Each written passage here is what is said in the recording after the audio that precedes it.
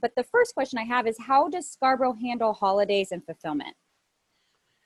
So in the world of e-commerce shipping, there basically are no holidays. A lot of the major holidays are also very much major shipping days through e-commerce channels.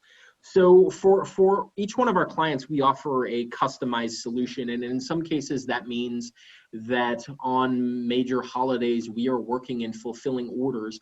There are also known ship by and kind of cut dates to meet, having the hands directly in your customers, or having the goods directly in the hands of your customer by those days. So Scarborough works directly with all of the carriers that are used by these retail and vendor channels to ensure around holidays that the good gets in the hands of the customer prior to the holiday happening, so that there's no delays and wait time.